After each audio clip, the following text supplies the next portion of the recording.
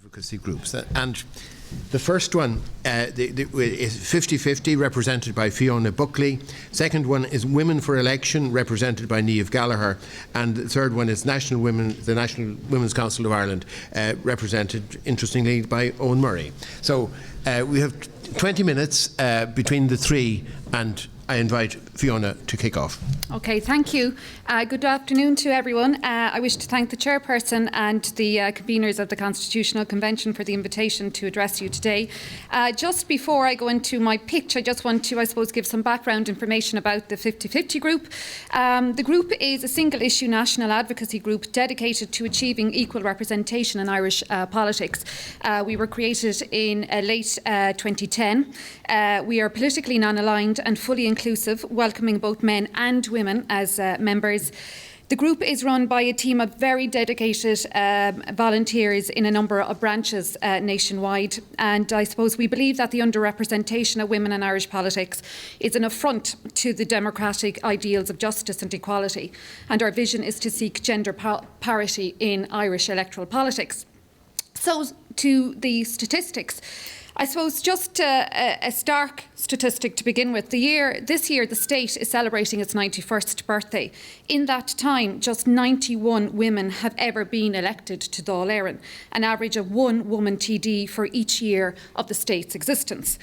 We believe this is an abysmal record. Currently, there are just 25 women in the Dáil, representing a record percentage high of 15%. Thinking of the statistic, I suppose, in another way, it shows that the Dáil has always been at least 85% male, making Ireland a country that has been and continues to be overly represented and dominated by male voices and perspectives.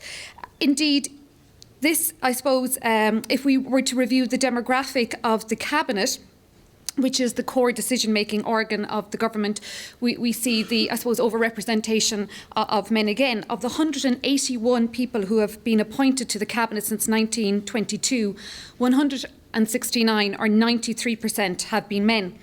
I suppose the underrepresentation of women is not simply confined to the national level. At the local level, just 16% of councillors are women. The statistic is particularly worrying.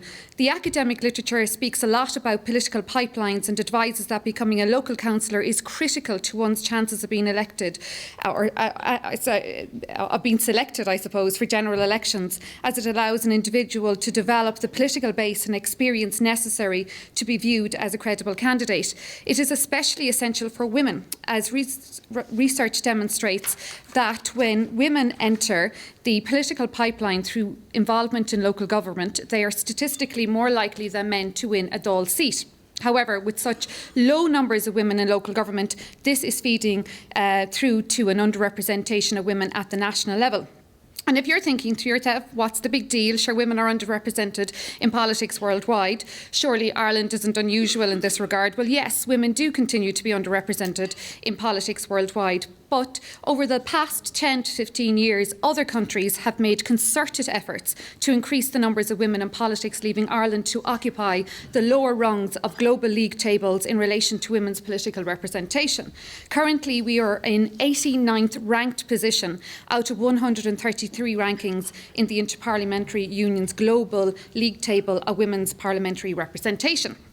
So why is the underrepresentation of women in Irish politics a concern? The 50-50 group believes that as a core principle of democracy, the composition of the Oireachtas and other public bodies needs to reflect population diversity. This is necessary to ensure that their decisions have legitimacy. But I suppose the question is, what is preventing women from accessing politics?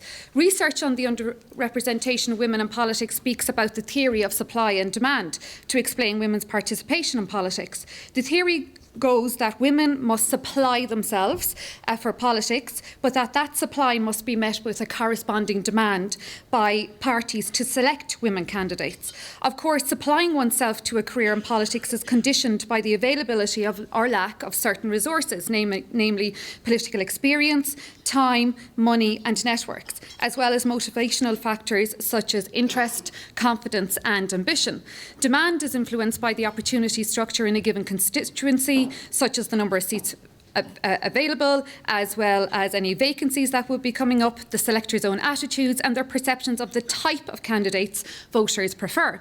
In an Irish context, much has been spoken about the 5 C's of care, culture, cash, candidate selection and confidence. Those 5 C's have had a significant impact on the supply and demand of women candidates in Irish elections. Firstly, in relation to care, there is still a bias towards traditional gender roles in Ireland. In 2011, 500,000 women were looking after home family compared to 9,600 men. The basic fact of the matter is that women with children, whether they work in politics or elsewhere, are faced with many choices about their working and caring roles, choices that men don't always face. Secondly, the low representation of women in Irish public life has owed much to a historically conservative and patriarchal culture, which placed women firmly in the private or domestic sphere. Thus, Irish political culture is shaped by masculine norms, advantaging, men's access to politics. Thirdly, the male breadwinner model generated by aforementioned traditional structures has contributed to increasing women's economic vulnerability. Men are expected to be the hunters and gatherers, women the carers and nurturers. In December, an OECD report showed that Irish women aged 25 to 44 with children take home 14% less in their pay packets than men of a similar age profile with children. With less cash at their disposal to mount an election campaign, many women hesitate to seek a nomination to run in the first place. Fourthly, candidate selection processes are considered most crucial to improving the parliamentary representation of women.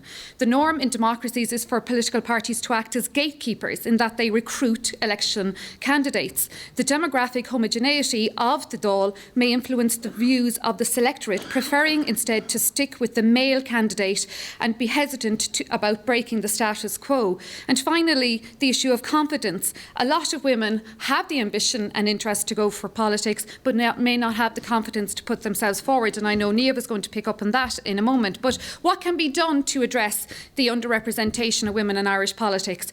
Much has already been spoken about the Electoral Amendment Political Act, and this was signed into law by President Michael D. Higgins in July of last year. The Act ensures that women comprise 30% of party candidates in the next general election. The figure will increase to 40% thereafter. Parties that do not comply with the provisions of the Act will see their state funding cut in half. Significantly, the Act received widespread cross-party support in the Oireachtas. Fundamentally, the 50-50 group believes that the Electoral Amendment Political Funding Act 2012 provides an appropriate mechanism for addressing the issue of the underrepresentation of women in Irish politics. Such a measure will compensate for the many structural barriers, such as the 5 C's, that women encounter when deciding to enter politics, thus levelling the political playing pitch for all. A lot has been spoken about today already about Article 41.2, and again, the 50-50 group recommends amending this article to reflect a broader statement about the importance of care work done by men and women in Ireland. There needs to be a constitutional recognition of the need for reconciliation of work and care duties in Irish gender politics, including the role of men and their participation in the family life, as is currently the case in Northern European gender policies. Also, the text of the Constitution is a product of its foundations in patriarchal times.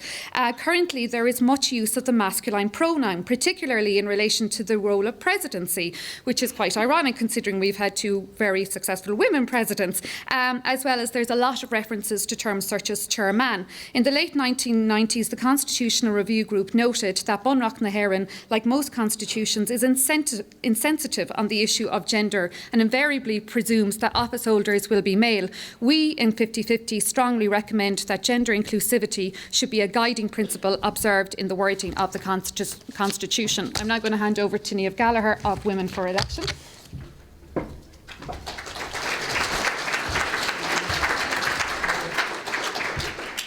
Thank you, Fiona, and thank you for the opportunity to be here today and to address you on this issue. My name is Niamh Gallagher and I'm co-founder of Women for Election. Women for Election is a non-partisan, issue-neutral organisation to inspire and equip women to succeed in politics. And I suppose just to say a word about why and how Women for Election was set up. In 2009, myself and my partner in setting this up, Michelle O'Donnell Keating, were travelling around Ireland on a grassroots campaign around European issues, trying to engage women's voices in this particular debate around Europe. And we met thousands of women. We were in every single county in Ireland. We ran about 60 events, and we spoke to groups of 10 or 15 women sitting around in a small school hall, right up to 300 women in a huge town hall for the Irish Country Women's Association county meet. And at each of these events, the conversation nearly always went the same way. It started out talking about the issues relating to Europe and Irish women's role in Europe, both in the past and looking towards the future.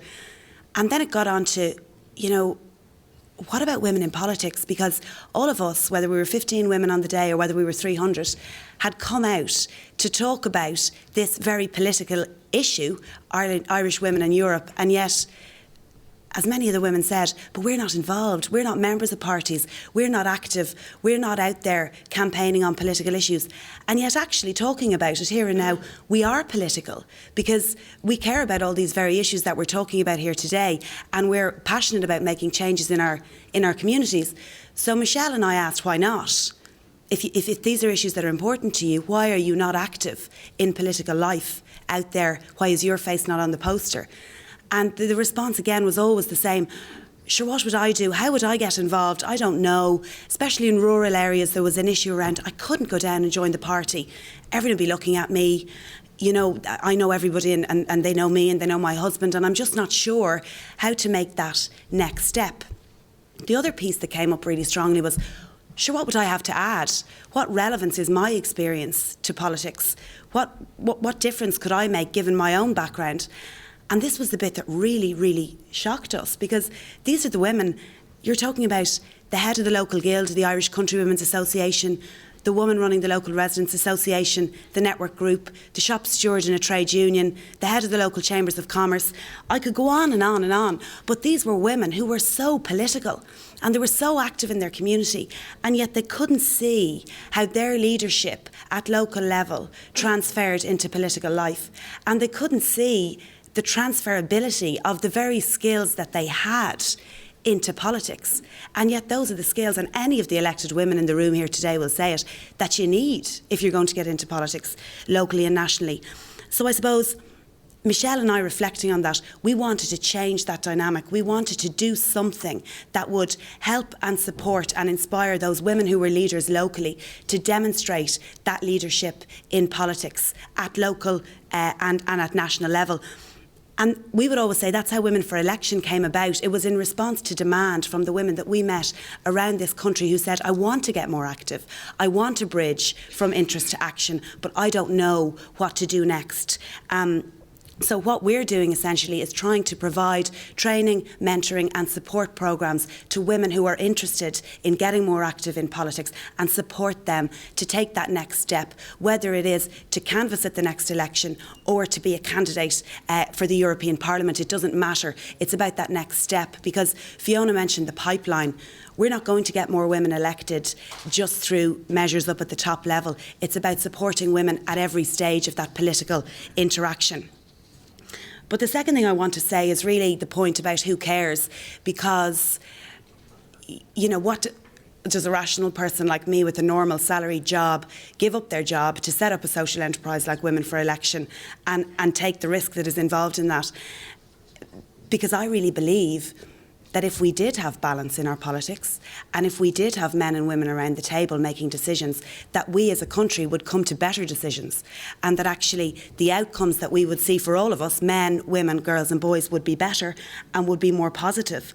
And that's, anyone here can say anecdotally from their own experience around your tables here, but whether it's at work, whether it's at home, whether it's in community life, when you've got a mix around the table, you generally have a better discussion and you get a better outcome. It's just common sense. That's always been my gut feeling, and I suppose that's the driver. But I'm glad to report that evidence supports that gut feeling. There's been a huge amount of international research into this. What difference does it make if you get more women elected? Because, to be honest with you, That's what we want to know as voters and as citizens. How does it affect me? Why should I care? And there are 4 things: process, policy, priorities and power, that I think make that are strong arguments for this issue. On the process side, evidence shows that women conduct politics in a more open and transparent way to their male counterparts. They're more likely to work across party lines to reach a decision and to get something across the line that is of common interest. On the transparency piece, that can be really practical things, like putting the minutes of meetings up on their website, being open about who they're meeting with, and bringing groups from outside the political process into the council chamber or into the Dáil to open that up to new groups. On the policy side, the evidence does show that women are more likely to focus on social, family and welfare issues and issues of relevance to women's equality.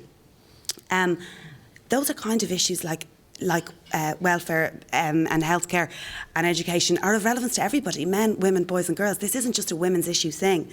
Power. Women have a different approach to power because they traditionally haven't accessed it through the same routes as men. And so they're inclined to build up these new coalitions of interest in order to get there and to get elected and make it to the top. And I can see many of the women in the room again today who have done just that. In getting elected, they have not done the traditional thing like join the local Chamber of Commerce, be very active in the local GAA, whatever it might be. Instead, they have gone out there on an issue that matters to them and built coalitions of interest in their community around issues that people are passionate about, got those people behind them and worked with them to get elected. So that opens it up for all of us. And on priorities, some Irish evidence shows that women actually spend more time on constituency casework than their male counterparts. So, as a voter, maybe makes more sense to support a woman. But I think that evidence proves that if we want better outcomes on policy and in how our politics is conducted, we should be seeking balance. And I would just ask all of you in considering and in your deliberations today to think about how can our constitution be a better vehicle for ensuring that we have a better quality politics and better policy outcomes for all of us. Thank you.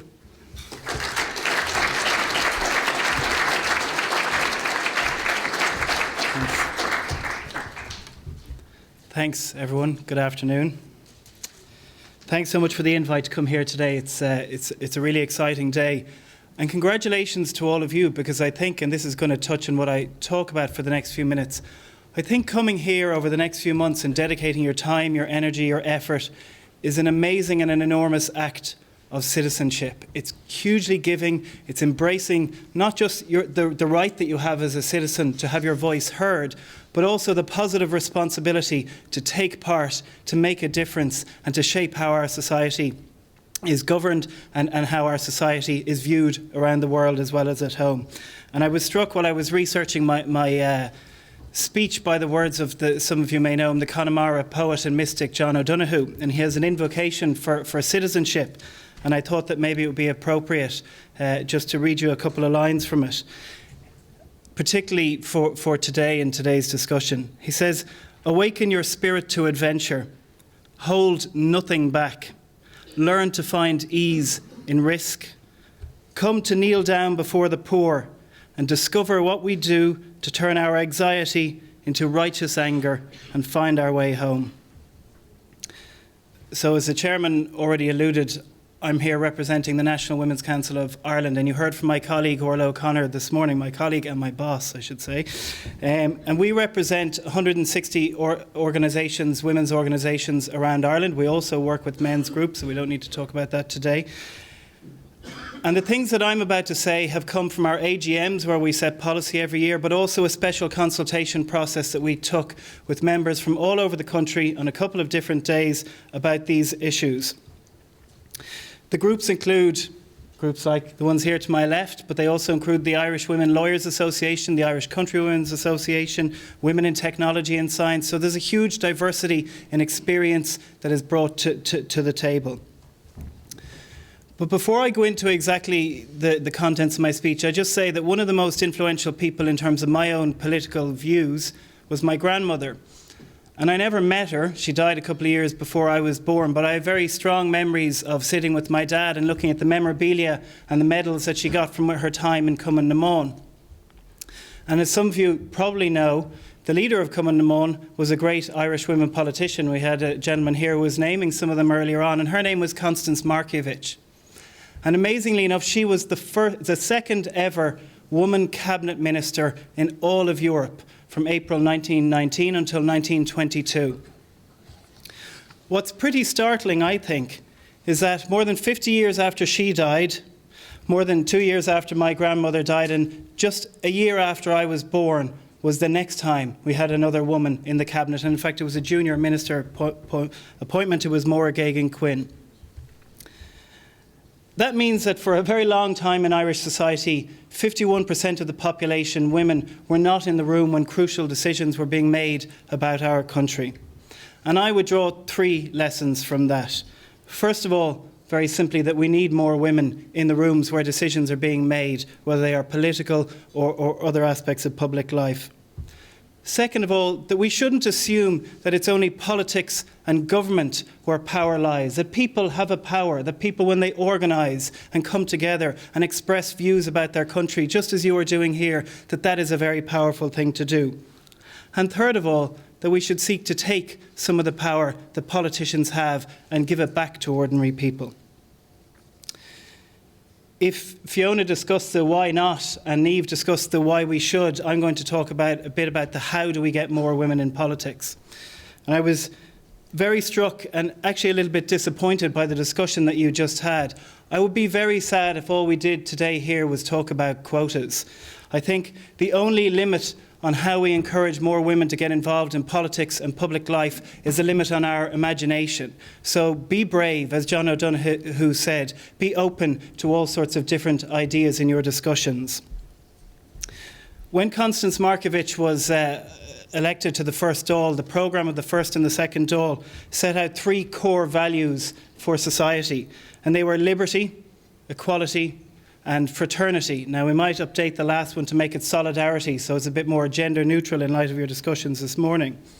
But the members of the National Women's Council said that they would like to see 2 other values expressed in our Constitution.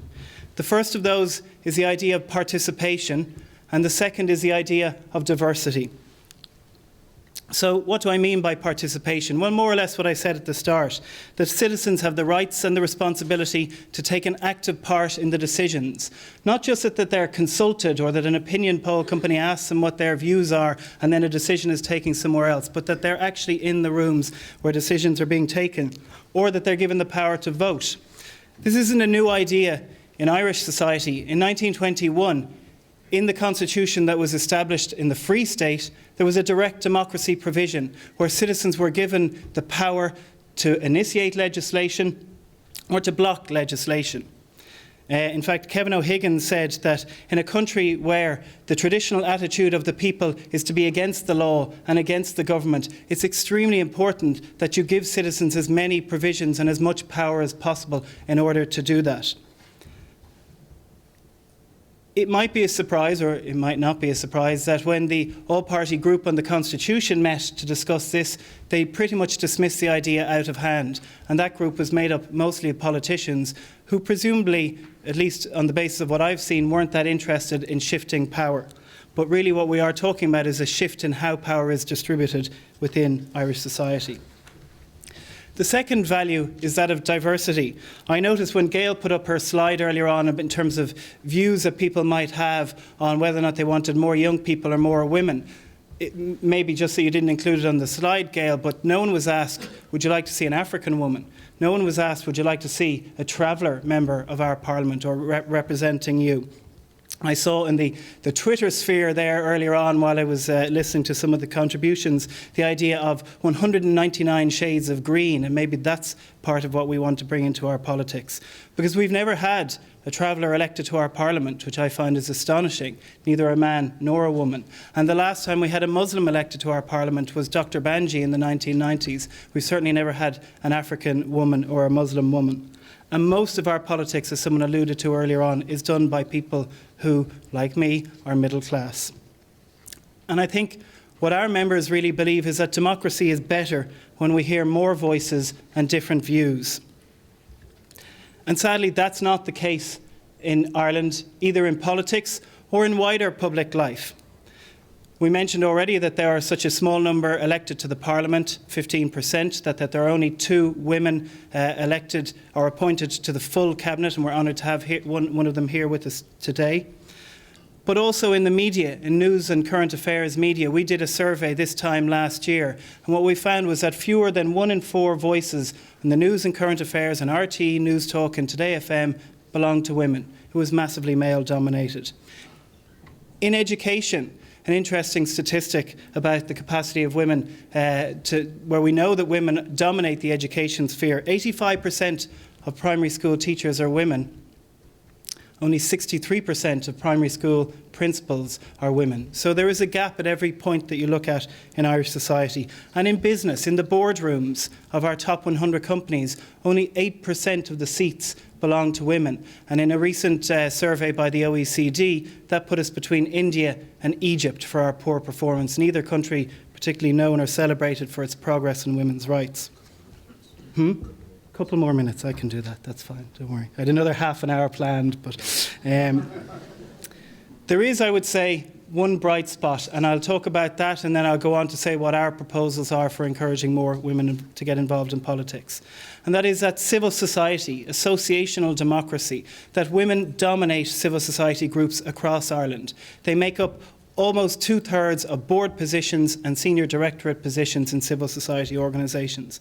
And civil society today in Ireland is an extremely large, cohesive and well-organised body. It employs around 100,000 people, part-time and full-time, and it has an income of around €6 billion. So it's making a massive contribution to our economy. And just to bring that to life for you, one of our member organisations is called Longford Women's Link, and they are actually the biggest employer in Longford town. I'm aware of the fact that one of the great historians on the women's movement in Ireland is one of the experts who will be addressing you later on. And Eoin Gallagher would tell you that it was in the 70s really that Irish women's movement and civil society took off. The Women's Council was founded, 79, we had the first National Rape Crisis Centre. And from that point on, women have made their voice heard through the mechanism of civil society because they felt excluded from the structures, the very male structures that existed within our parliament. And the civil society also includes Concern, Trócaire, St Vincent de Paul, Barnardo's, lots of other groups like that. So, yeah, we have, nicely timed, we have 4 recommendations. The first one you've heard already this morning, and that is that we would amend the Women in the Home clause. The second one is that there should be a principle inserted into the Constitution to recognise and promote active citizenship by women and men. The third one is that there should be a principle inserted into the Constitution which recognises and promotes the role of civil society in making our democracy richer.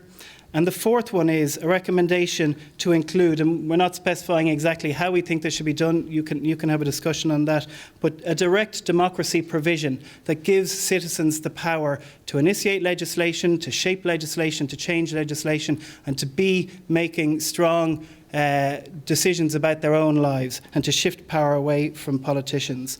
And I would say that we do agree with the principles that Professor Gallagher expressed earlier on in terms of, if that's part of the discussion you have, general equality measures.